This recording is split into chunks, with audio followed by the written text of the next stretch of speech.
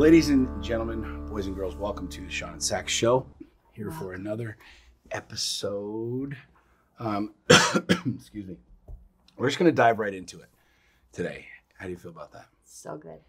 We've been talking about this conversation for a while and have had a ton of messages about something that you and I have both been talking to people about and sharing. And I don't want to say I don't think warning is the right word, but some things that we have been talking about quite a bit in our own personal life for a while now. Yeah. And that is getting your house in order. And I'm constantly posting it on social media. I'm constantly posting it. This is a Sean Whalen special. This is a Sean. No, we're talking about this from both of our angles, from the husband and the wife, the masculine, the feminine. This is an extremely important conversation, especially now. And so we're obviously not going to make it super heavy and whatever, but we decided to talk about this today on the show simply because, number one, it's something that I have been sharing multiple times over and over and over again, almost as like the beacon trying to get everybody to really understand it. But it's something that you and I are without question living to a T, building inside of our own world, our own marriage, our own family, our own relationship, our own bank account. And it's something that a lot of people have questioned and said, what does this mean? Get your house in order. What does that mean? Some people literally think it's your physical house. Let me go check my foundation. We're not ordering an organization company. And so what we wanted to do today is we're going to run through and share with you guys, number one, what this means to us. Number two, what we're doing to get our house in order.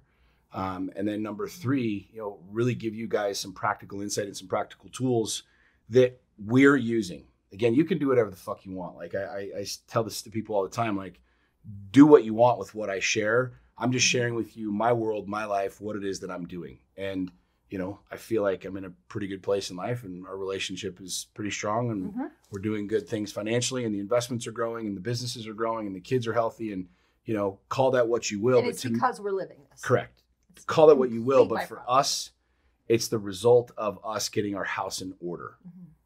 Would you agree? Absolutely. So what we're going to dive into today, and the reason I want to just get right into it is because this is such a fun but necessary conversation right now, is we're going to share with you guys literally this kind of our blueprint of what we're doing, how we're doing it, and if you're in the same space that we are, which is a human being on planet Earth living, maybe you're not living in America, but living here in these times, it would behoove you to pay attention to this conversation and take from it what you will, apply what you will from it.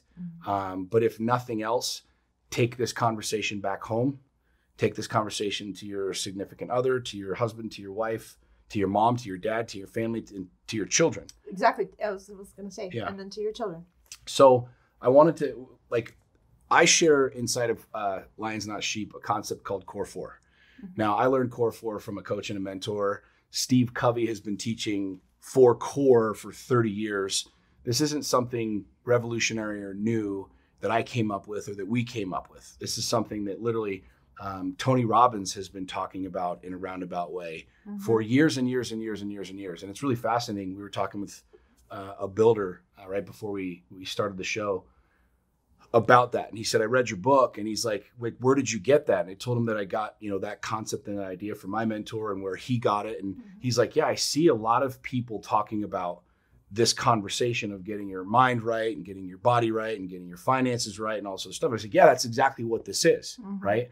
This resonated with me significantly because for much of my life, I was either all in on the money or I was all in on the business or, we're going in on this fad diet and I'm balls deep on this 90-day transformation kind of a thing, or, I'm losing control of the family or not connected to the family. So we take the emergency family trip to try and rebuild everything. And it's very much like being on a roller coaster.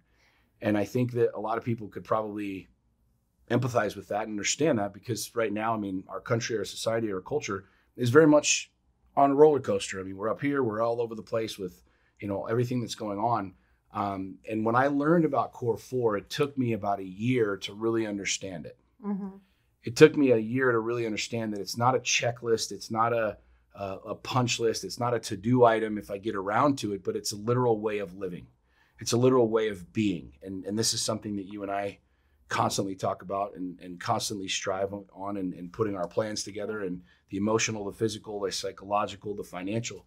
But what I love about Core 4, and again, we're sharing with you guys what we're doing and what we do, is it makes life really clear and it makes it simple. Now, does it mean the life is simple? No. Does it mean that, it makes life completely effortless? Fuck no. It's very much something that you work at. It's very much something that you become a practitioner of.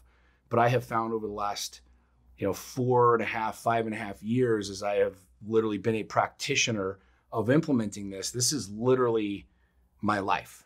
Well, and I'd like to add too, is this is a roadmap.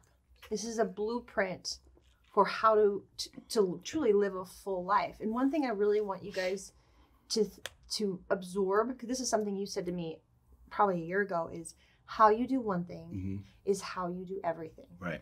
And if you are lacking, that is literally the foundation of your life. Wherever you are lacking, wherever you are slacking off or neglecting or procrastinating, that is literally where your life is in that weak spot. So as we're going through this, keep that in mind, and maybe take notes on where am I not showing up and finding that balance. Yeah, I love that, because, you see a lot of people that might be strong over in one area but weak over in another area. And I think truly the idea of balance, I think balance is bullshit. I don't know that it exists. I don't know what it really means. I mean, I understand what balancing on a teeter-totter is, or, balancing a plate on my hand. But when you talk about balance in life, I think a lot of people have this idea and this notion that it's just going to be smooth and it's going to be mundane and it's going to be the same Good luck thing. With that. And what Saxony just said, literally, this is why we vibe so well, because I was getting to the map part. But it literally, Core 4, it allows you and provides you a literal map of life.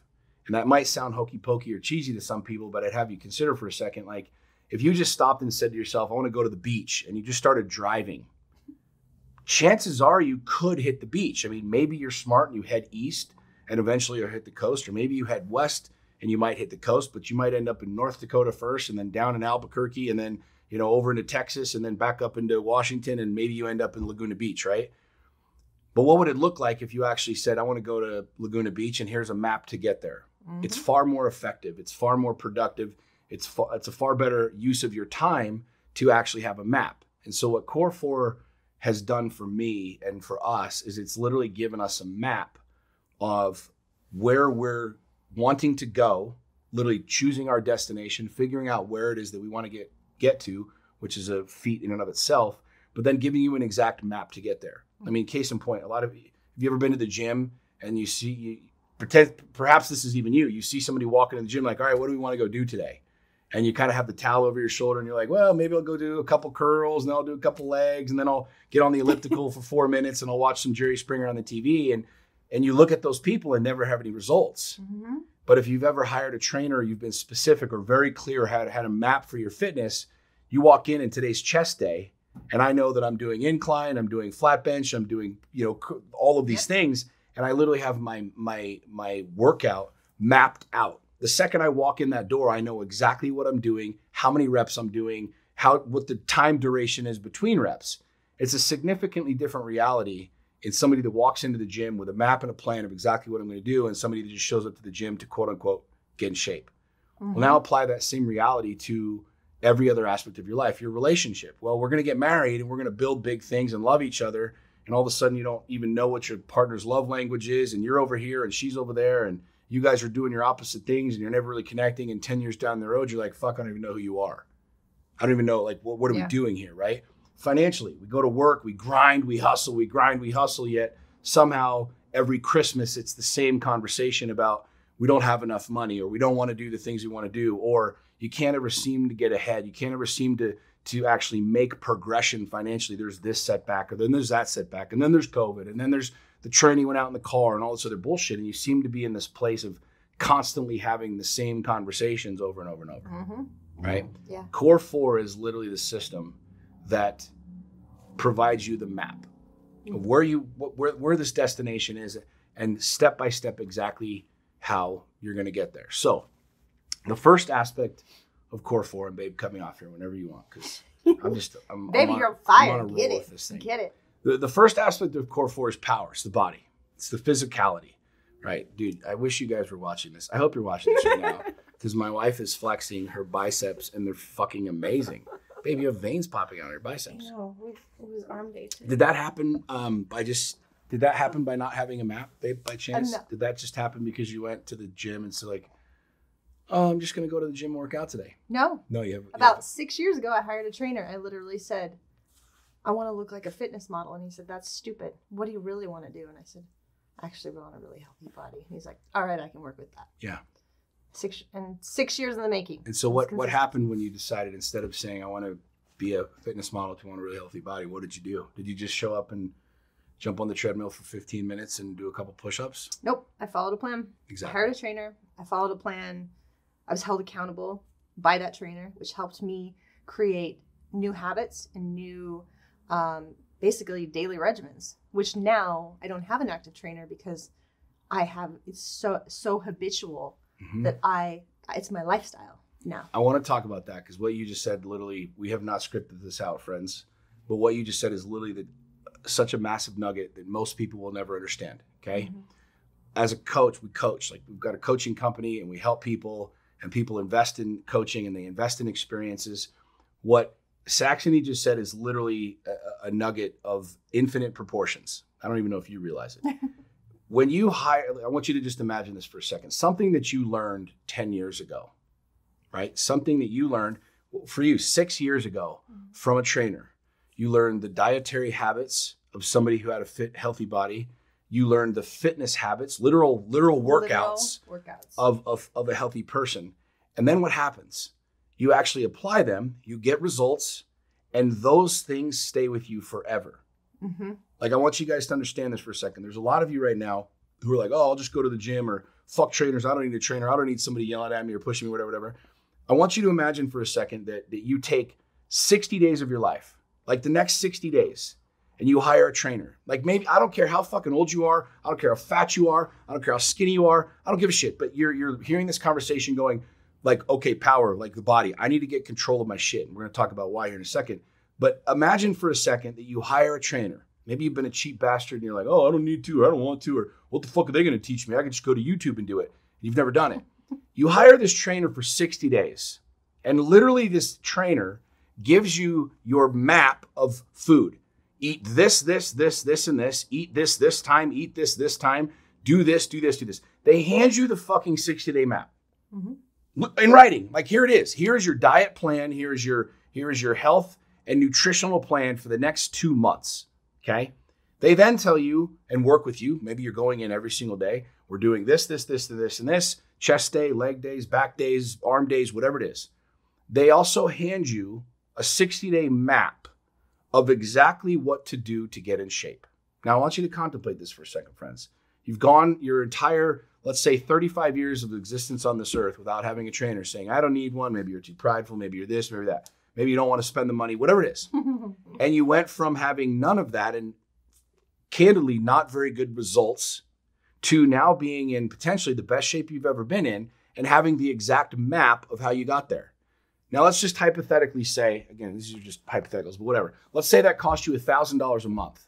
That's $2,000. $2,000 to have a literal nutrition plan and fitness plan that got you in the best shape of your life. You now have this, friends, forever. Forever.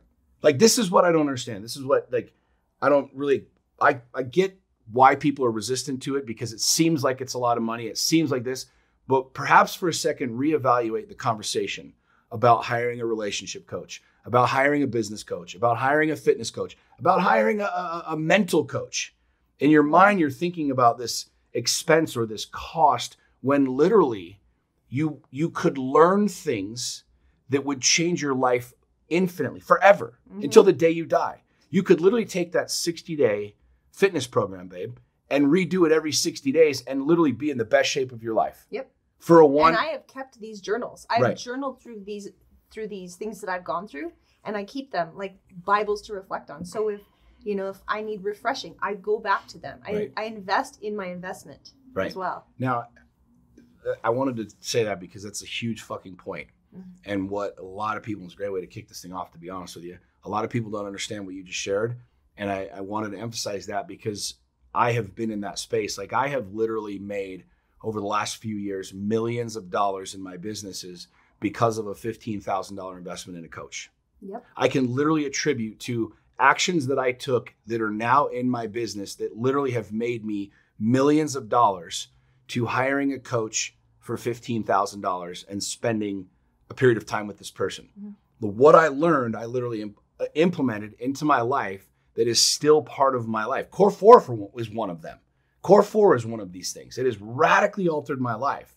And so I want you to contemplate on what Saxony just said. No matter where you are in life, no matter where you are in your fitness journey, where you are together as a couple, whatever, perhaps one of the best things that you could do right now is go hire somebody to teach you a new way of doing things, give you a new map, and then keep that map and continue to follow that map, okay? Now, there's a little sidetrack on the power conversation.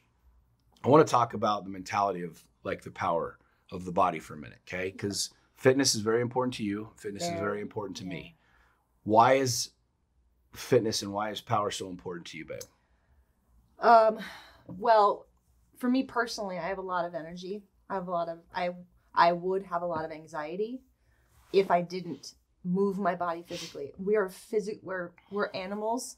We are like supposed to move. We were never supposed to be sedentary creatures. So our lifestyle, the way we live, does not really work for us if we're not moving our bodies at the gym or running outside or hiking mountains. Like, it's so important. The mind-body connection is so powerful. We have to move, and it alleviates a lot of the sicknesses and a lot of the mental. I mean, it pours into all the other areas of core 4. If we don't have a healthy body, we don't have anything else healthy. You know, we have diseases, we have depression, we have disconnection, we don't have confidence. I can go everywhere. So it is, to me, especially someone who's recovering from an eating disorder, it's absolutely necessary to take care of my body, because when I take care of my body is in turn going to take care of me, and I'm going to have a better life. How much is your physical health? How much is the aesthetics of your body applicable to your mentality? That's a kind of an interesting question, because I want to say, like, I love looking hot in a mini skirt on date night. Mm-hmm. However, that's truly a byproduct of just taking care of myself. I don't set out.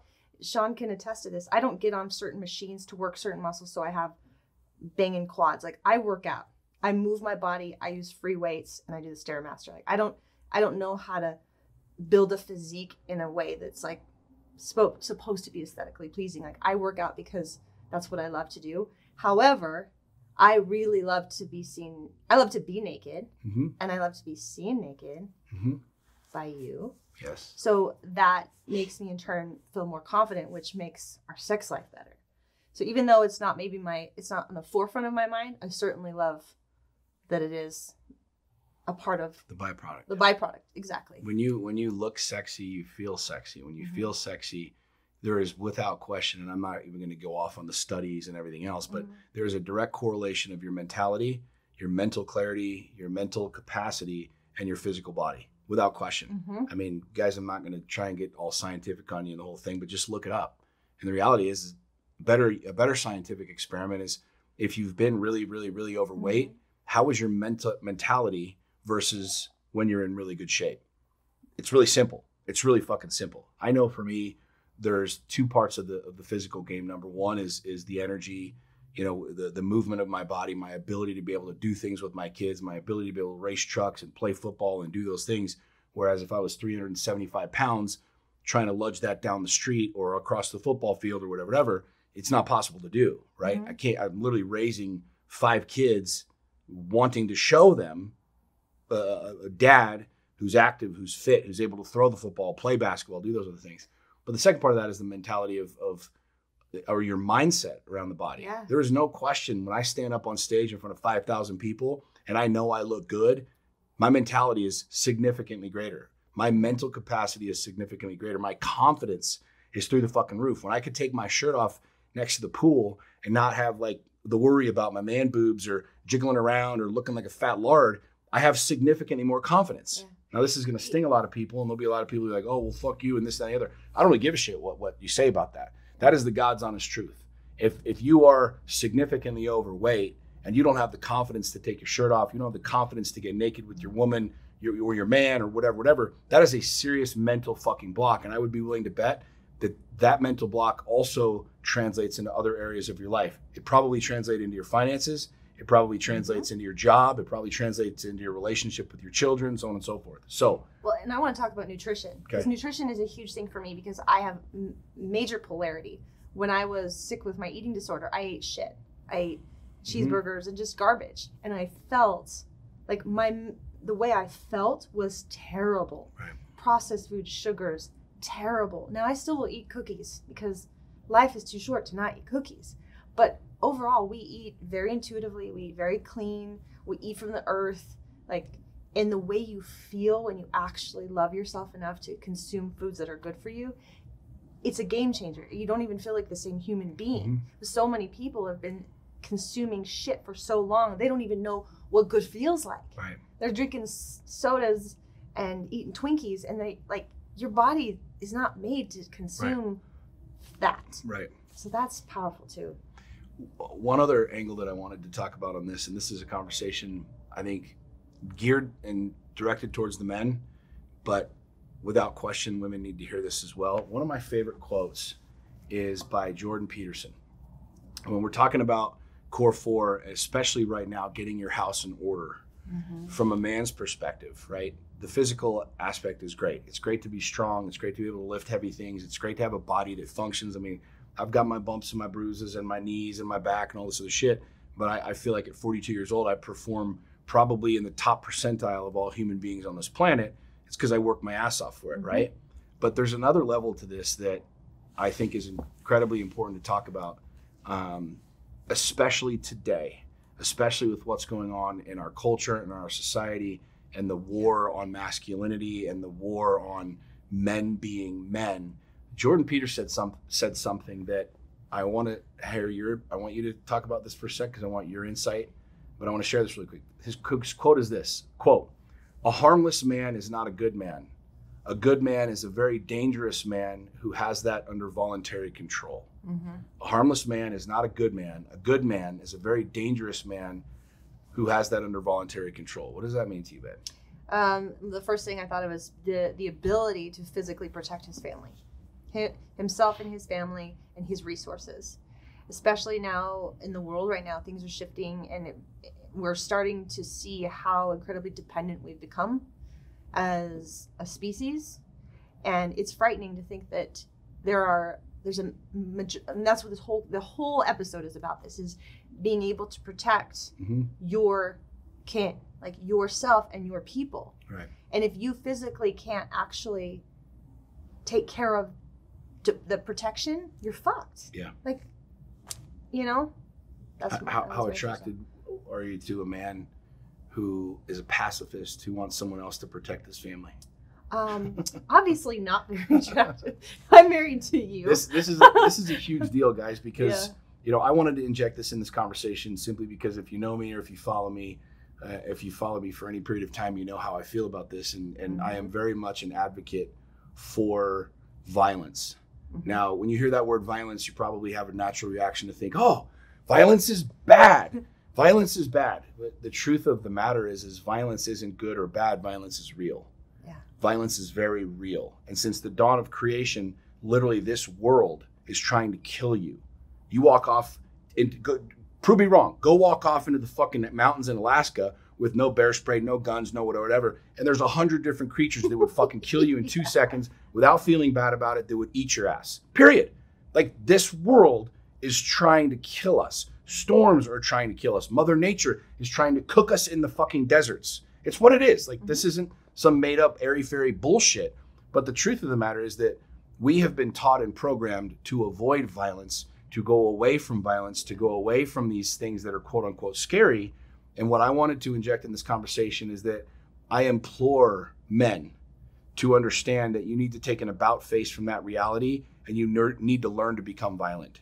You need to harness violence. You need to understand how to get your knuckles bloody. You need to learn how to fight, physically protect yourselves, whether that's boxing, jiu-jitsu, MMA, I don't give a fuck what it is, Krav Maga. Men need to learn how to fight, and women need to support their men in understanding and learning this aspect of violence. If your MO is 911 will save me, you're fucked. If your thought process is, well, when the shit goes sideways and we get a Red Dawn situation and the Russians are parachuting down, which candidly I would love to have happen, but whatever. If your idea is somehow the military or the government's going to come fucking protect me and my family, you're fucked. Yeah. If you're a man who realizes that you could be walking in and out of a convenience store at any given time and be robbed with your family in the car, and you don't know how to fucking defend yourself or protect yourself, you're fucked. And this is something that I think is extremely, extremely important, something that I coach my men on vigorously, is to understand and harness violence. Because I promise you, at some point in time, it will knock on your door in some fashion. And I would have you consider for a second that the more prepared you are, the more accustomed you are to it, the more comfortable you are to it, the higher likelihood you have of making it out of whatever terrible situation you find yourself in. I want to even from a woman's point of view, back to that same trainer. He's ex-Marine, and he said something. I was doing a fitness competition, and I had to do strict deadlifts, and I couldn't get this thing up, couldn't get it up. And he whispered in my ear and he said, "Pick that up like it's laying on your baby." And it fucking triggered something in my brain. I walked over and I picked up that 305 pounds like it was a feather. Yeah. That type of thing. And he said the same thing about pull-ups. Every human being should be able to do one pull-up, because if you're hanging off the edge of a cliff, you need to be able to save your own life. Yep. And this is why being physically strong and able is absolutely it's a necessity. Necessary for it's not children, an option anymore. Women, men, it doesn't matter. Like the ability to save yourself in a time where there's no one else to save you, you need to be able to do that for yourself. And you need to fucking really call your shit out and know that these are very basic goals, but they're important. Yeah. In our primal DNA, friends, like it is inside of each of us. And the reality is that most of you listening to this have been programmed to avoid these things, to be the pacifist, to talk your way out of things, to this, that, and the other. And I completely agree. Learning the mentality of life and understanding your ability to navigate out of things and create your own reality is ridiculously important. But make no mistake, like if you don't understand violence, when it shows up, you will be fucked. Yeah. And as a father and as a man, as a husband, I rely on myself more than anybody else for my family's safety, for my family's protection. Period. End of story. So with that said, I mean, wrapping up the power conversation, your decision right now, getting off this podcast, where you're going and what you're doing is 100% on you. But I'd have you consider for a second that it's one of the easiest things of Core 4 to do, simply because you're in complete control. There is no one stopping you from going to the gym, from working out, from getting your freaking fat ass off the couch. There is no one forcing shit down your throat, period. You choose what you put in your body. You choose how much you move your body. You want to be in the game where you can provide for your family. You can provide abundantly for your family. You want to get your house in order. The number one place that you can start, the very first thing that you should be doing is getting your body right. Yep. Right? Yep. Okay. The second aspect, that was good. The second aspect of Core 4 is passion, relationships. Saxony just gave me some stinky winky eye for passion, right? I love that. Eyebrows. I love that. Passion is relationships, okay? So we're going to talk about this in two different ways. Number one, your intimate relationships, your lover, your significant other, and then other people, like whatever. Without question, the thing that will cause you the most drama, contention, heartache, misery in life. And money. And money. Yeah, I like that, babe. Good job. Relationships. Having strained relationships, having drama, having resentment, having contention in your life. Like, without question, that will cost you more bandwidth, emotional bandwidth, psychological bandwidth, physical bandwidth than anything else in life. I talk about in my book how we wake up every single day essentially with a whole, I want you to just imagine this is a pizza pie. I can't draw this out for people that are listening, but imagine a pizza, and it's a circle pizza. It's round, whatever, right? Not a square pizza, but you got a round piece of pizza, or round pizza. And this entire pizza represents all of your goodness, all of your wealth, all of your dreams, all of your desires, all of your hope, all of your peace, all of your love, everything, right? Now I want you to imagine that you have drama with your mom, right? You hate your mom. She was a bitch, dad, whatever. Mom said this, mom did that. I haven't talked to her in years. I can't stand her. I want you to just take a piece of the pizza out, right? And this piece represents 10%. Now imagine you have problems with your brother, another 10%, another piece of the pie. Your husband's a freaking asshole. Your wife's being a total freaking bitch. You can't stand each other. Another piece. Now, eventually you end up having enough drama and enough bullshit with enough people that you only have half the pizza here. You've taken half of the pieces of the pizza out. 50% of your goodness, of your love, of your compassion, of your ingenuity, of your drive, of your motivation is now gone. Bandwidth. Gone. Yeah. And you've given that away to other people. Because at the end of the day, it is 150% your choice whether or not you have drama in your life.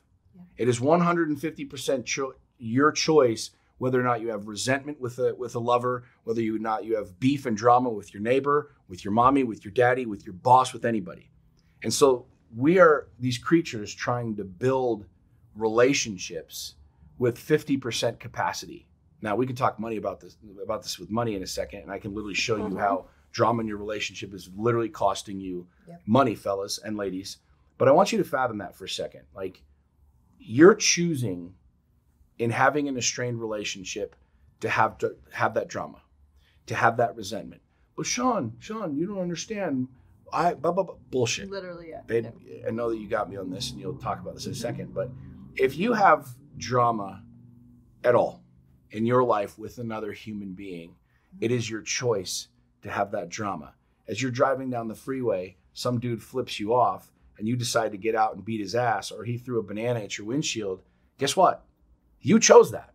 Yeah, but Sean, he flipped me off. You chose, dumb shit, to pull your car over and to beat his ass up. You chose that. No one made you do that, but he fucking threw a banana in my car. It doesn't fucking matter.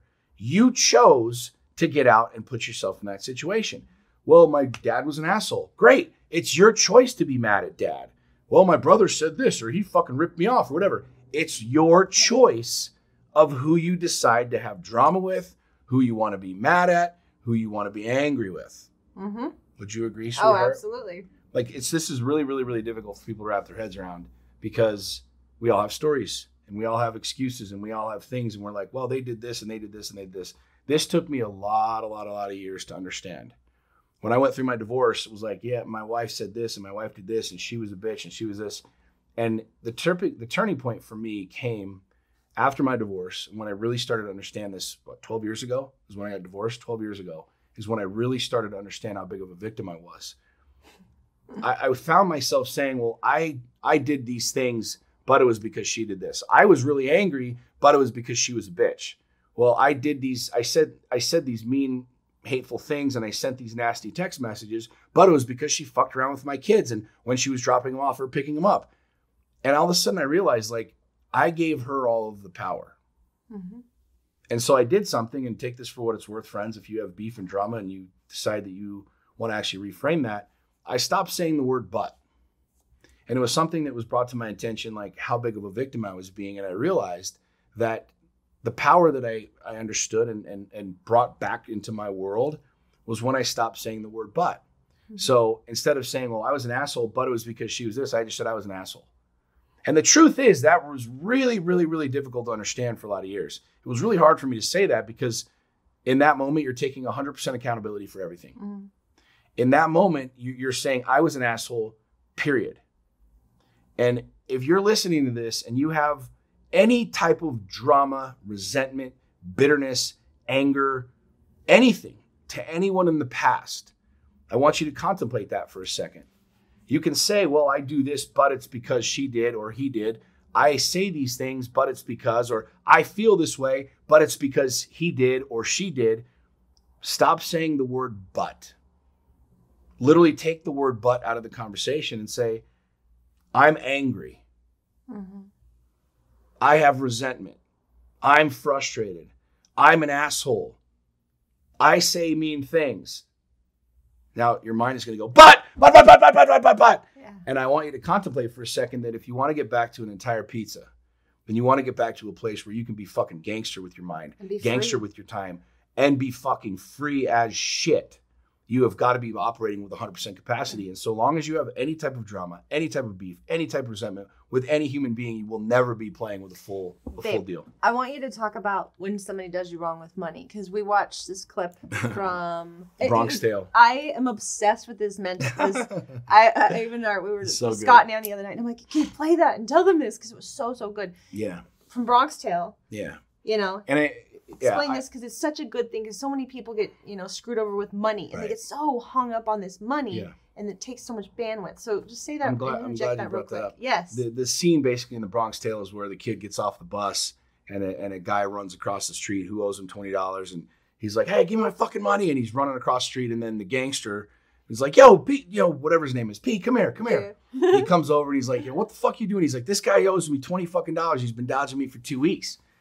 And the other little gangsters are sitting around. They're like, "Why don't you go crack him?" And he's like, "Hey, you want to tell? Is this what you would tell this kid to do?" And he's like, "All right, walk with me."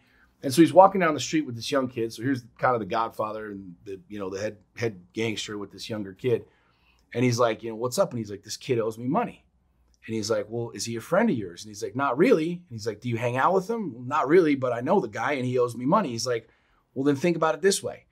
He's never going to bother you again. He's never going to call you again. He's never going to ask you for money again. He's never going to be a problem in your life again for $20. And he's like, the kid's like, "Man, you always have the right things to say." Like, you got off cheap. You got off cheap. He's like, "You got off cheap."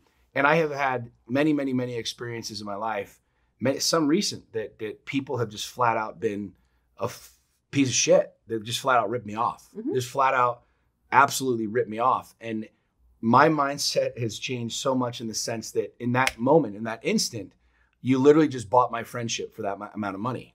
I got something recent that happened, over $2,000. Mm-hmm. And literally in that moment, I realized that person valued $2,000 more. And this is somebody that I've known for years and years and years and years that was a good friend of mine. Over $2,000. Mm-hmm. And in that moment, it was like, cool, man, you just bought me off for $2,000. And there's so much freedom in that space of knowing I'm never going to fuck with you again. I'm never going to need to hang out with you again. I'm never going to want to hang out with you again. Gone, done, over 2 G's. So there's a lot of people that, they owe me money, or they do this, or they screwed me out of this or that or the other. The truth is, just look at it from that perspective. Yeah. If somebody owes you $10,000, $20,000, I got people that owe me over six figures. Yeah. I'm never going to have to fuck with you again. I'm never going to have to wonder whether or not we're going to be friends, whether or not we're going to do business, whether or not you're ever going to give me money. You're gone. You're dead. Done. Mm-hmm. Gone, done, and done. Mm-hmm. You know what I mean? It's a huge lesson with regards to one money. of the biggest things that's helped me really get my house in order with relationships is taking inventory of the people in my space and why they're in my space. Right. I think so many of us are we're big-hearted, we're people pleasers, we want to make people feel loved, and we don't want to be mean. We have all these like attachments to whatever, why we have these people in our space. And you were really good at shining a light on me taking inventory. I looked around and I was like, I have a lot of people in my space that aren't necessarily serving my greater purpose or serving where I'm going, and it's no fault of theirs that they're just there's no real value of me having to keep nurturing this relationship, because the bandwidth, and I'm speaking for me personally, the bandwidth it took me to go and check in, and I had all these people, and then I realized, like, why am I keeping these cords attached to all these people that aren't necessarily in my space? So the more I've simplified and almost cleaned house out, I have all this bandwidth to truly grow with you and truly show up as a mother and truly show up in our business, because I have so much more emotional space in my time to create and build and envision. And it's absolutely, I was talking to Jeremy Finlay about this, and because we just went on tangents about this, but it changed my life. Because I am one of those people. I want to love everybody. I want everyone to feel loved. And I would encourage you guys to take inventory on why people are in your space. It doesn't matter if they're blood. It doesn't matter if you've known them for 50 years. How is that relationship actually serving you? And is it one-sided? And is that energy in that space going in the same direction you're going? And there's nothing wrong with just kind of fading out and going. Mm-hmm. There's nothing wrong with that. The what you just said is what so many people struggle with. I know. is, I was one of when them. we got married, you had a lot of people that you were trying to be a nurturer to and a mother to, and you wanted desperately to be the light. And I want people to hear this. Like, Saxony, if you've ever met her, she's giddy. She's always smiling. She really has that love and connection and nurturing about her. And a lot of people use that. You were trying to stay connected to these people to help them. Yeah. And the truth is they didn't want to be fucking helped. They were angry, bitter, nasty people. So much so that eventually, as you started moving a different direction, you saw what their true colors were, and they tried to attack you, literally attack you. Yeah. But I want people to understand something. Like, this is going to be hard for a lot of people to hear, especially if you've been raised in a Christian household or a Christian community or a Christian ideology where it's like, serve everybody, love everybody, serve everybody, love everybody. I want you to hear this for a second. It's heavy. You don't owe anyone jack shit. Okay? You don't owe anybody shit. My number one responsibility of a relationship is to me. My relationship to me is more important than anything else on earth. My relationship, my ability to love myself, to care for myself, to hold myself to a higher standard, to hold myself to a place where I won't allow that negativity and bullshit in my space is far more important than anybody, any sibling, any business associate, any friend on planet fucking Earth. And I want you to understand that is coming from somebody who loves to help people. Like, I love helping people. I see people in need and I want to help them. But I realize that if I spend all of my life in this place of sympathy and feeling bad for people and going down into their shitholes, I'm in their shithole. The difference between sympathy and empathy is empathy, you reach out your arm to grab somebody's hand and say, I'll help you, friend, and you pull them to you, where sympathy is, let me leave my place of goodness. Let me leave this nest that I have spent time building that is of peace and of love and connection. I'm going to leave that and I'm going to come down into your shithole. You understand what I'm saying? And for a lot of Lighthouse versus tugboat. Exactly. I am a recovering tugboat. Excuse me. Yeah. No, go ahead. And I thought I was certain. When you go out there and you bring your little tugboat out, and you're like, "Come on in." The visual of that, it's powerful. And then you think of a lighthouse. A lighthouse doesn't move. A lighthouse is a beacon. It's strong. It's stoic. It's doing its job by just shining light. Yeah. The most important thing that you'll do in this conversation of passion and relationships, friends, is get right with yourself. My suggestion, I can't express this enough, is you really getting good with you. You understanding who the fuck you really are, what you're really about, what you really want, what drives you, what motivates you, what you're afraid of, what your fears are, what's holding you back, like the triggers that you have inside of you. Getting very, very, very intimately involved with yourself and understanding these things, going inward, as Steve Covey talked about. But then understanding too, if you are someone in an intimate relationship, if you're married, if you have a husband or a wife or a boyfriend or girlfriend or whatever, the only way that you're ever going to build anything of value is if you do that. Relationships are not 50-50. They have never been that way and they will never be that way. Relationships are 100 and 100. Correct. And at the end of the day, like, me getting me right is the single best investment that I can make in our relationship. The single best investment, friends, that you'll make into your intimate relationship is not into your lover. It's into yourself. Yep. Because I promise you, the more that you have in your pitcher, the more you can pour. Like, the more you're able to stand on your own 2 feet, the less the world can fucking affect you. The stronger that I am, the stronger that I am emotionally, psychologically, physically, for me to be able to stand on my own 2 feet, the better I can show up for you. Yeah. The better you stand on your own 2 feet and not need me and are attached to this and that, but you can get your own mind right and your own heart right and your own soul right. That gives you the ability to be a better mother. And so long as you're attached to these people and negativity and drama and all this other shit, you'll never get that. Right. And so one of the really, really difficult things in life is moving and navigating away from people that you know don't need to be there. And I know as you're listening to this right now, I don't care where you are, who you are, I know as I say that you probably have people pop into your mind that you know shouldn't be in your life. You know that they're not good for you. They're not of benefit to you. You know that they are a taker versus a giver. And truly they add no value to your life. And at the end of the day, having one or more. I mean, some people have a massive amount of people in their space that are like that. It will never, ever, ever, ever give you what it is that you need to be able to focus on yourself. I promise you that. And it's hard to fucking do, but nothing will be more important in your life than getting a relationship with you right. And then in turn, being a person in a relationship that can stand on their own 2 feet. I mean, right now there's a war on the family. There's a war on children. There is a war for attention on kids, on teenagers. There is a war to rip apart what the moral fabric of a family really is, to redefine what that really looks like. And I don't care what your morality is. I don't care what your belief system is. I don't care whatever God you pray to. If you pray to a fucking tree, it doesn't matter. At the end of the day, like, my responsibility is to get me right, and then to be a producer and a protector and a provider for my family. And so long as I'm at war with myself or war with my neighbor or war with whatever, I'm never fucking fully showing up to my family. And there has never been a more important time than for men and women to get their fucking minds right, to get their relationships right. Yeah. So that they can make the walls within their home the sanctuary. Yeah. I forget what general authority in the Mormon church said it, but he said, no success will ever compensate for failure in the home. I think it was Spencer Kimball said it. Spencer W. Kimball said, no success will ever compensate for failure in the home. And if there's anything that you do today, friends, it's ensure that the relationships within the walls of your home are solid, are good, are honest, are trustworthy, are raw, are open, are vulnerable. There has never been a more important time than right now for us to do that.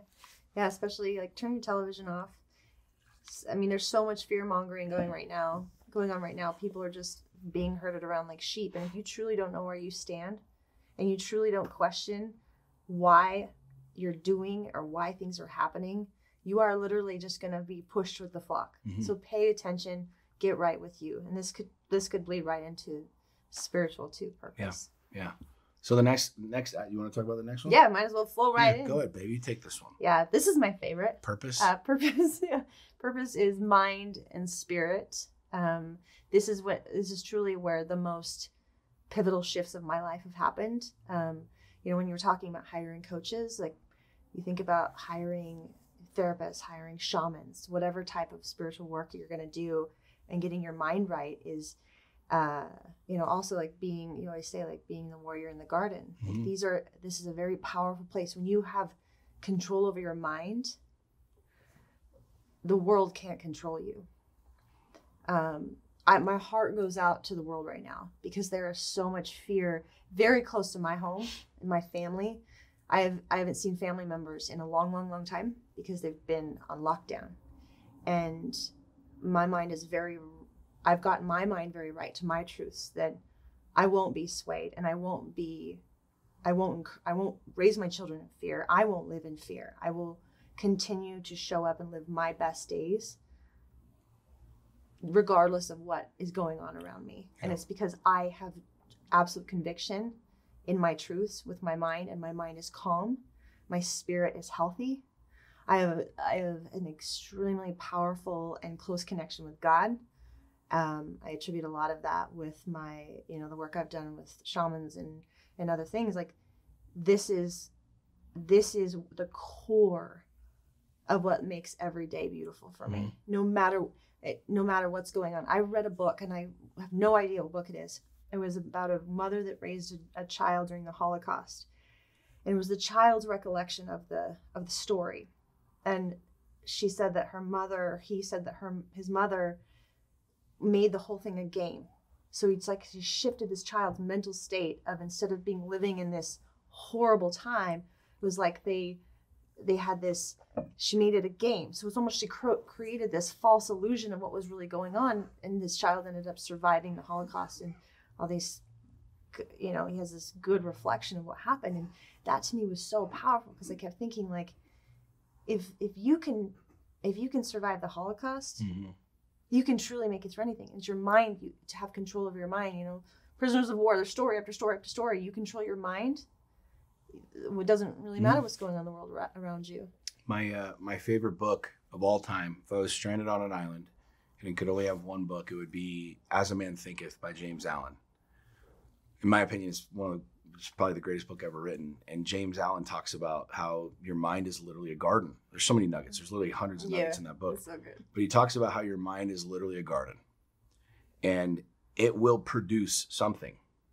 And you leave it untended. I mean, anybody that's ever grown a garden or seen a garden, if you do nothing with it, it's a guaranteed fact that weeds will grow through. I remember as a kid, my parents used to plant a garden and they would put down that black tarp that was the weed, the anti-weed thing. They'd go to the store, they'd poke the little holes and they'd put the freaking tomato plants and this thing and that thing. And without fucking question, there was weeds popping through on that Weeds thing. are resilient little fuckers. every single fucking year. And understanding that your mind is literally that way. Like if you do not prune and take care of and nurture your mind, it will bring shit forth. It will bring nastiness. It will bring past. It will bring fear. If there's anything that you're working on in life that is going to create the single greatest change, it's your mind. Yeah.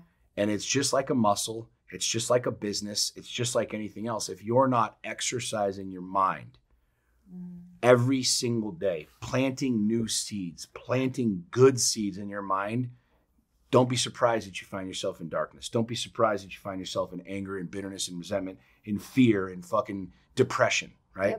Yep. The aspect of purpose in Core 4 is literally creating a map and a blueprint of planting seeds inside of your brain, nourishing those things every single day, whatever that looks like for you. Meditation, reading, studying, journeying, working with shamans. Like our brains are fucking supercomputers, man. The 6 inches between your ears is literally the single greatest computer ever made, period. Like we made the computers, we made the rockets. These brains, these 6 inches like of mass in between our ears is so fucking powerful, so powerful.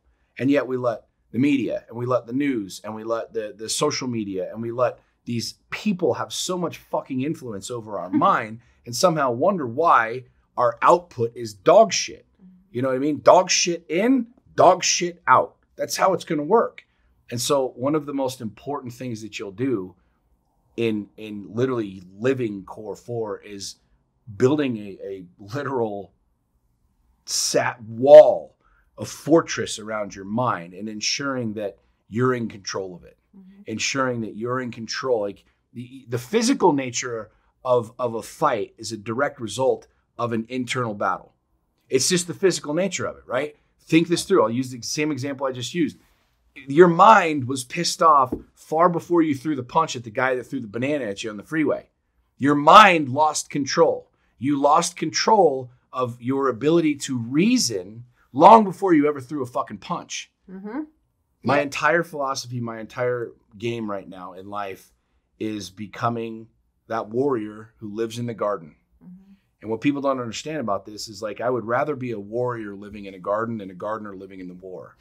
Like I want my mind right. I need my intellect proper and taken care of and sharp so that when those mental battles come, I'm winning those things before physical destruction comes, before I make grave mistakes because I haven't harnessed power inside of my mind. And again, just like lifting weights, you lift weights with repetition, you will build muscle.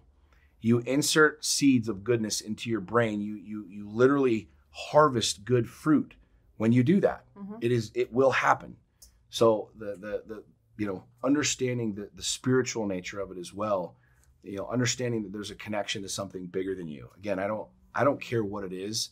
I long ago quit trying to sell God to people in a dogmatic way, but I realized that I believe in something bigger and I'm going to live my life that way.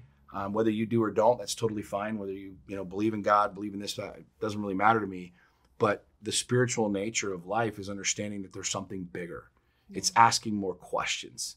You know what I mean? Like fathom for a second that you stop asking questions. Fathom thinking that we know it all. We haven't found the bottom of the ocean or the fucking edges of the universe yet. What the fuck do we really know? You know what I mean? So purpose inside of Core 4 is truly fortifying your brain, fortifying your mind, like strengthening it just like you would anything else, to where you have a sharp mind, you have an intellect. There are so many people today that are just these reactionary creatures. Somebody says something, bang, you fly off the fucking handle. You see something, bang, you fly off the fucking handle. That's on you. That's 100% on you. Whether you come home and you're an asshole to your husband or your wife or whatever, it's on you. You have a long, stressful day. That's fine. We all have long, stressful days. But does that mean that you come home and you're a total freaking dick? Or do you have the capacity and the tools inside of your tool chest to be able to get your mind right before you walk through that door?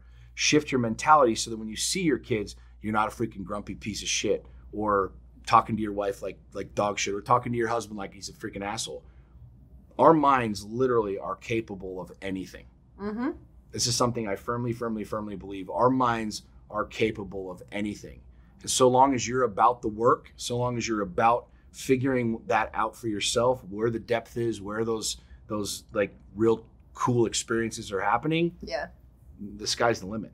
Well, and learning like grounding techniques too is a really powerful way to be able to hear. You know, you're always asking, well, how do I do this? How do I do this? How do I do this? It's like, get quiet, which is basically getting grounded, like taking your energy down to like 0 and sitting. You'll hear what you need to hear. You can ask those questions and you'll actually be able to receive the answers. But that's also a practice. You don't just start meditating and like you're grounded and everything's flowing. Like it's repetitive. You have to do that. You have to do that work. You have to sit in that space, and that's how you'll get you'll take back control of your mind. Yeah. When you talk about getting your house in order, when I talk about it, probably the single most important thing that I do is get my mind right. Yeah. Because everything else is a direct result of it. If my mind's not right, I'm not going to get my body right. I'm not going to get my relationships right. If my mind's not right, I'm not going to get my business right. I'm not going to get my cash flow right. So understanding that as you listen to this, friends, like getting your house in order without question starts in your mind. Yep, absolutely. All right. The last aspect, let's talk about you're getting your house in order. Turn this air off. It's been on the whole time. No, it just kicked on. No, baby. It's kicked on 5 times. Oh, it has? Yeah. Okay, let's just keep going. Reroll. No, we just keep going. That's just live in the show. The air conditioning's been... The air's on. They said you can't hear. It's literally been on like 5 times throughout the show. Anyways, I've been so focused on the show. See? You just lost focus. Your mind went fucking crazy. You see what just happened, babe? You need get your shit together, woman. You need to get your shit together. Okay, getting our house in order. The last aspect of Core 4 is production, is business. Money, money, money. What does that mean? What is money? Are you talking cryptocurrency? I don't understand that. No. So the last aspect of Core 4, and something that is extraordinarily important right now for everybody to understand and wrap their head around, is production, which is business, which is income, which is money. I heard this a long time ago, and I've said it and I put it in my book. If you want to help the poor, don't be poor. Mm-hmm. If you want to help the poor, don't be poor. And that means a lot more than what people, I think, first take it to mean, which is like, well, yeah, okay, I want to give all of my dollar bills to homeless people. But the truth of the matter is, like, you can't pour from an empty cup. I can't affect somebody's life. I can't have the freedom in my own life to help anyone if I simply can't do it financially. Yeah. If you want to travel to the other side of the world and be a missionary for Christ and go teach people, who's going to buy that fucking plane ticket? Mm-hmm. Who's going to pay for your housing and everything else while you're living in Tanzania for 6 months going on your Christian mission, right? Mm-hmm. Like, there is, without question, a need right now for people, everybody, to get their fucking finances right, to get your money right. Yep. When I was a Mormon missionary, one of my mission president, he's like the CEO of all the missionaries. He like runs the mission, and he sat me down before I went home, and he just flat out told me, he's like, you need to go home and make a ton of money. He's like, you need to making a ton of money a very, very, very high priority for you. And he said to me, which I'll never forget, he's like, money is not just this dick waving thing of I've got more than you. He's like, money is freedom. And the more money you have, the more freedom you have. Now there'll be people that'll pop on here and be like, fuck you, you don't know what you're talking about. The more money you have, the more problems you have. Da, da, da, da. What?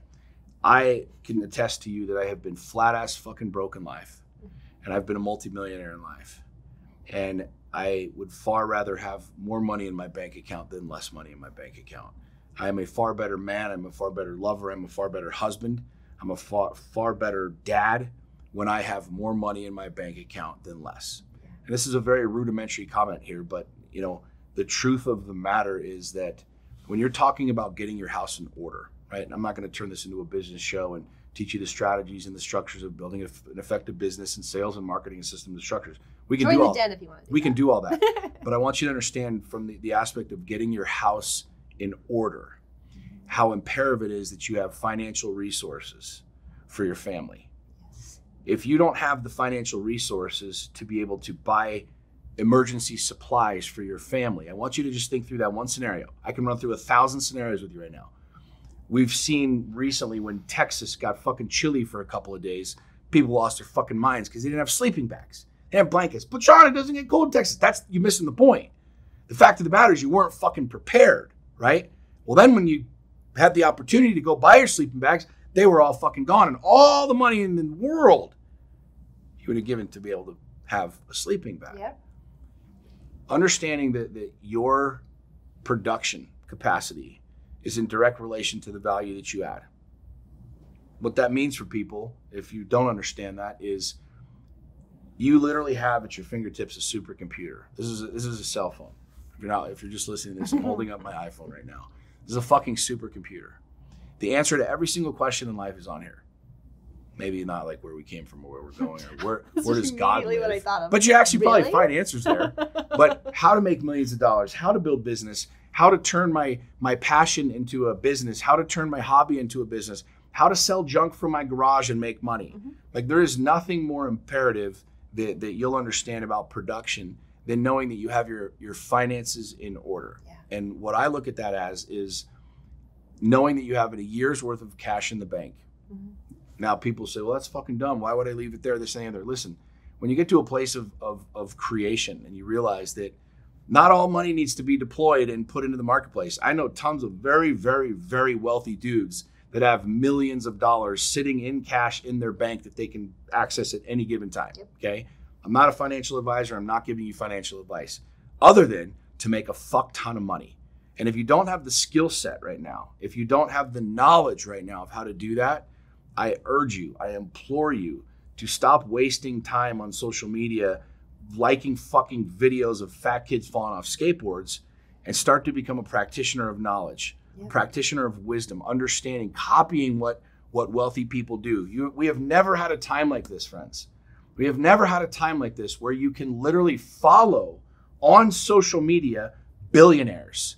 You can see what they're doing. They give you Tom Bilyeu sold his company for over $1 billion. That dude literally gives you his morning rituals, his morning routines. He gives you, my friend Andy Frisella ran the MFCEO podcast. He has something like 400 episodes of business strategies, business structures, how to do this, how to do this, how to turn this into this, how to turn this into this. For fuck's sake, this is what I do all day long. And everything that I'm putting on social media is free. Yep. It's fucking free. I've literally shown people how I grew my apparel company from zero, and one little $200 heat clamp machine to doing $1 million in 1 month. I've laid out the entire fucking game plan from where we started, what we did, how we bought our machines, how we did this, how we were mailing our packages, how we ran ads, what Shopify fucking theme we were using. Yeah. And yet there's still people that are like, I don't know how to make any money. Yeah. And so again, I don't want to shit on people in the sense that, this is a let's talk down to anybody kind of reality, but let me make something really, really, really fucking clear. If you are not financially capable to move any place, anytime, to take care of your family, you are enslaved to money. You were enslaved to a job. You were enslaved to a broke ideology and a broke mentality. And if that stings a little bit, good.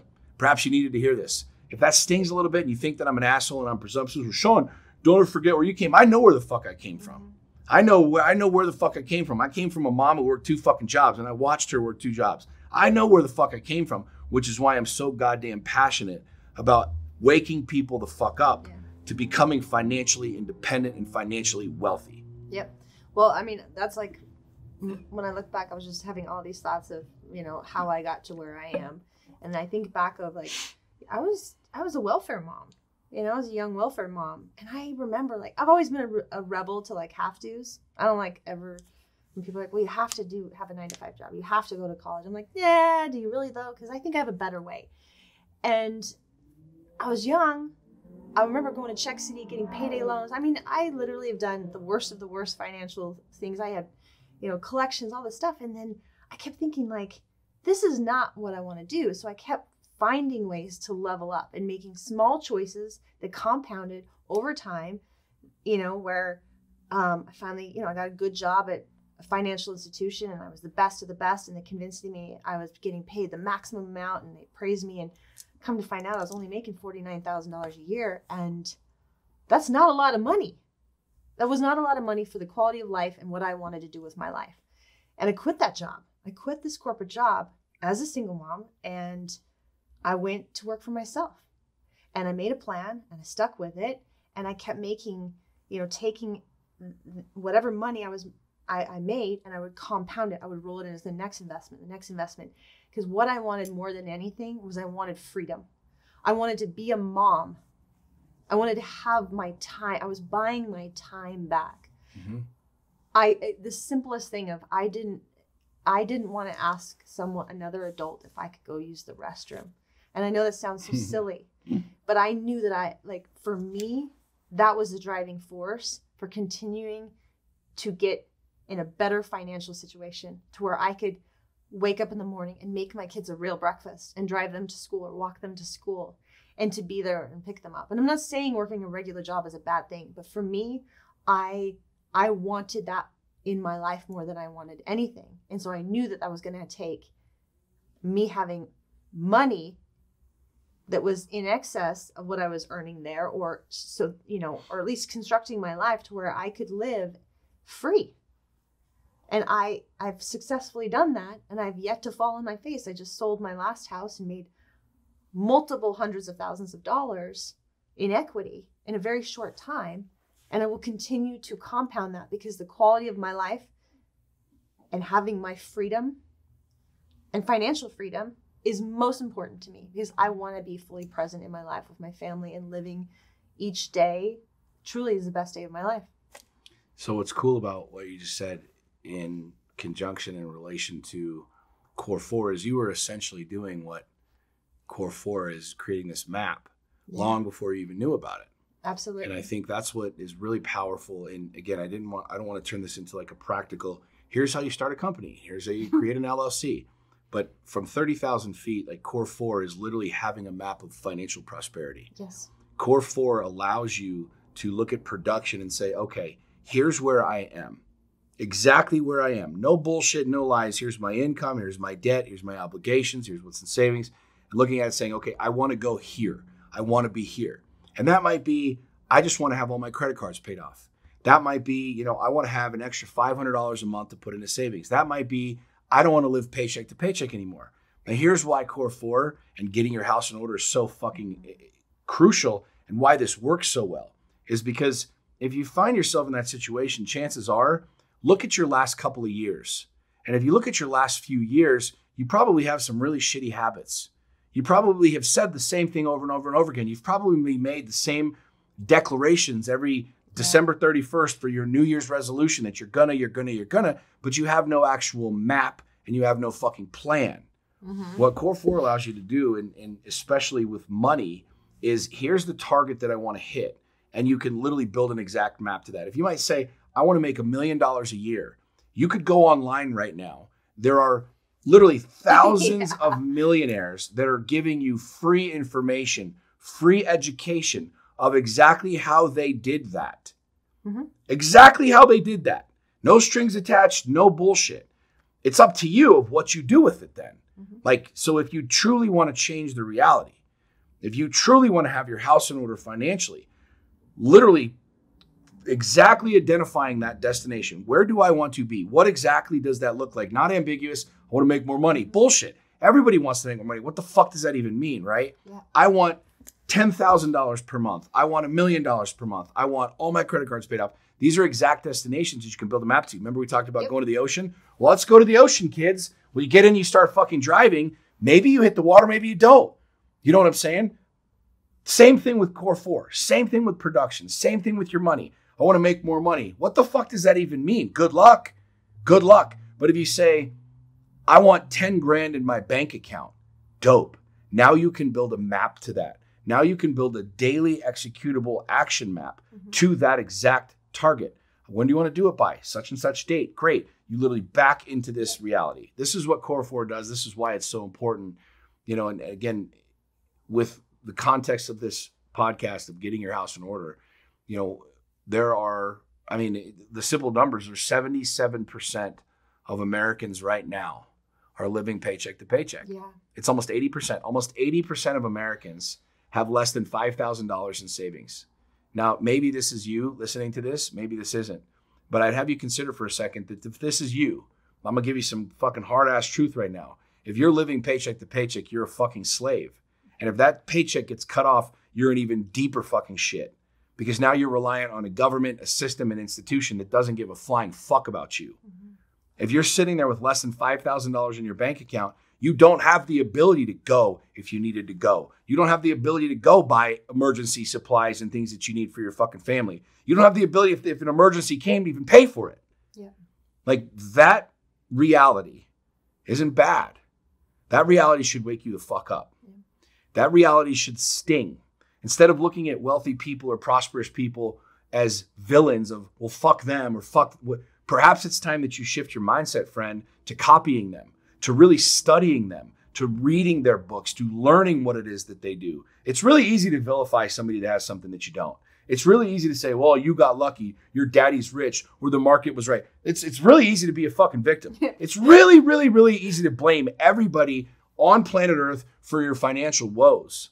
The hardest part is to stop and go, well, shit, it's on me. Mm-hmm. It's just like the relationship conversation we had earlier, saying, but. It's really easy to say, I was an asshole, but it was because. What's really fucking difficult is to stop and say, no, I was an asshole. What's really difficult to do is to stop and say, I don't know how to make money. I don't know how to build wealth. I don't know how to be capable of running within the confines of a budget. Yeah. But I want you to understand something, that if you actually want to fucking change your life, getting to that truth and not vilifying people that have what you don't have, but perhaps stopping and saying, maybe they're doing something that I'm not doing. Yeah.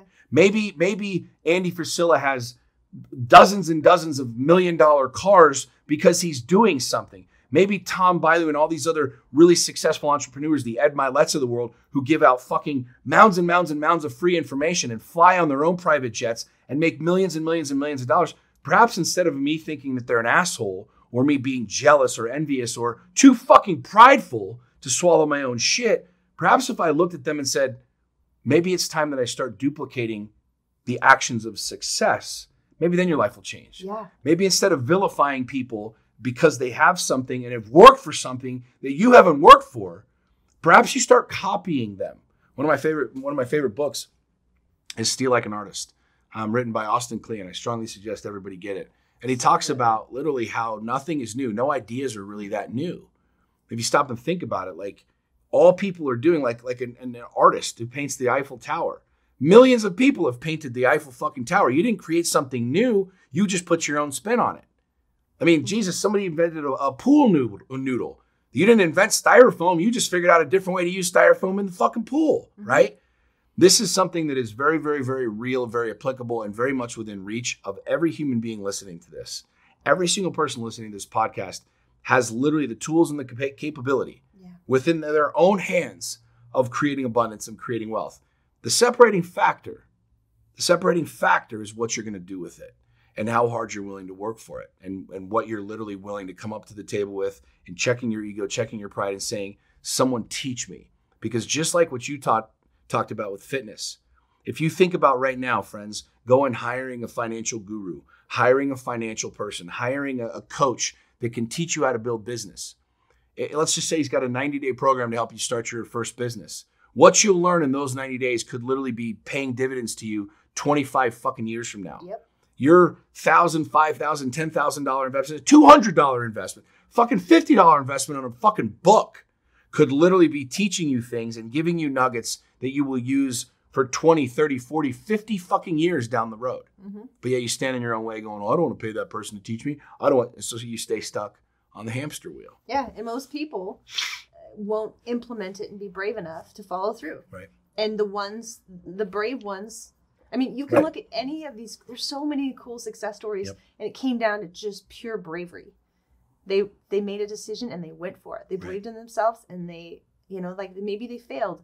I mean, what Thomas Edison invented, over 1,000, like crazy amount of inventions where the light bulb finally worked. It's like, be brave enough to go all in on yourself. If you need to have your 9-to-5 job, cool, but maybe you have a side hustle that follows your passion. Like, what we do for a living, tons of people do what we do for a living. Tony Robbins has been doing what I've been doing for 40 years, man. How many relationship podcasts out there? We didn't hold back saying, oh, well, there's enough out there. Oh, well, we don't really have. We're just like, fuck it. We want to do this. So we do it. Yep. One thing that I wanted to add to this is there are a lot of things happening in the marketplace that are good, big, right? Yeah. Case in point, like this cryptocurrency madness. There's so many people.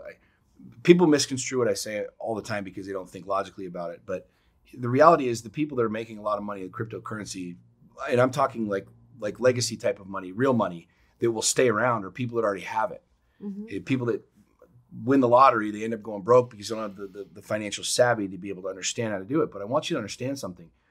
I'm going to give you a very real world example. Saxony and I just bought a ranch. I've been looking for a ranch for a couple of years. Now, Saxony and I had the great opportunity of being in a position to buy this ranch. And I can tell you that I haven't always been there. A couple of years ago, I wasn't in the position to be able to buy a ranch. So a number of weeks ago, as we've been looking and we decided to go look at this ranch, we're standing on the middle of this ranch, and I could buy this ranch.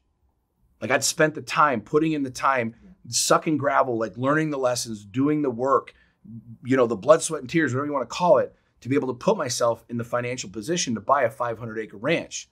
And so if you're listening to this right now, maybe you're going, oh, dude, I missed the cryptocurrency, and I didn't get in on fucking Dogecoin or this coin or that coin or whatever. The reality is this.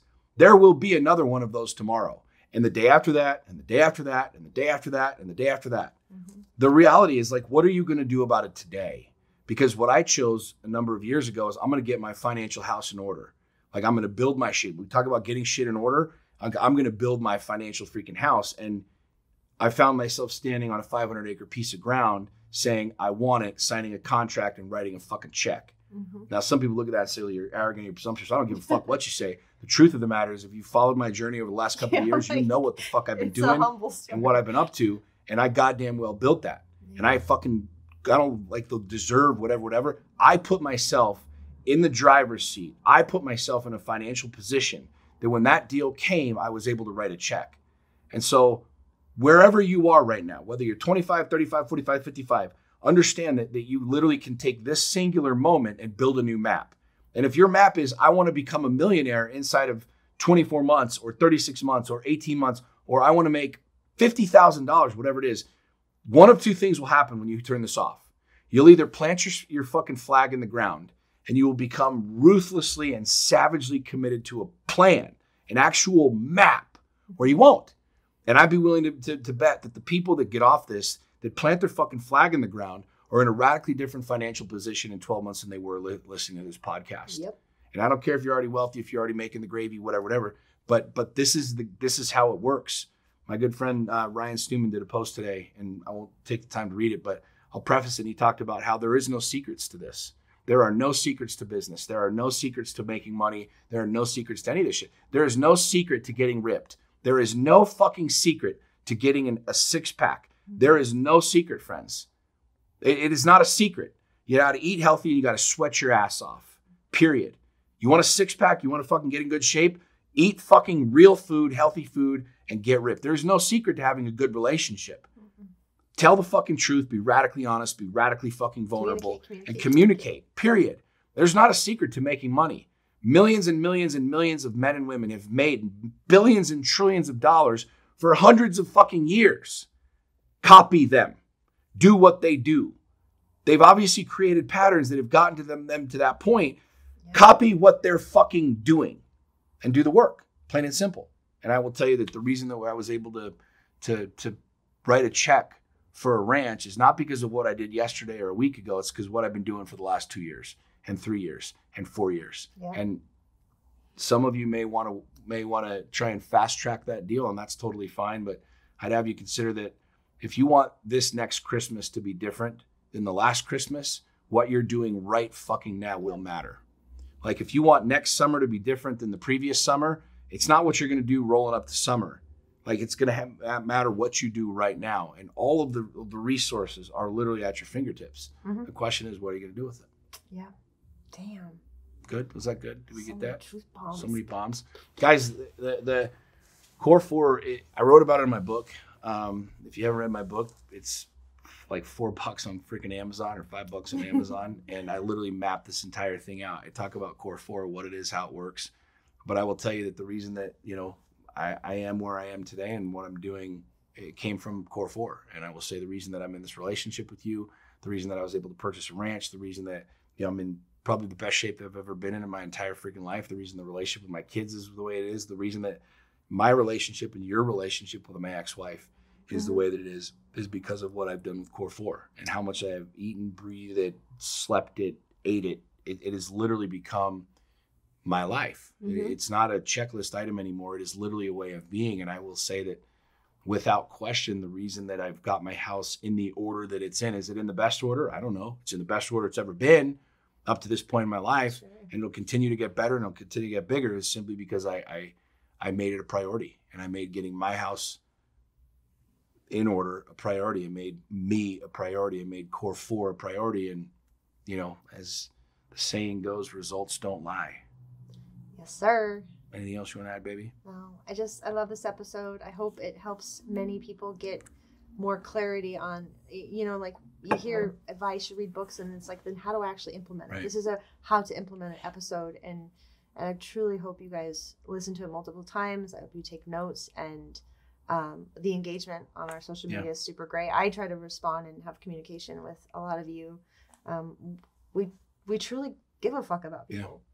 So, getting your house in order is the single greatest thing that you will do. And hopefully this podcast gives you a couple nuggets, maybe a kick in the ass, maybe a punch in the teeth, maybe a big, get after it kind of a deal. But we strongly encourage you guys to get off this right now and literally plant your flag and get your house in order. Go live your best life. Go live your best life. Live a good life. A good life. All right, guys, we appreciate you. If you got value from this, please share it. Please comment.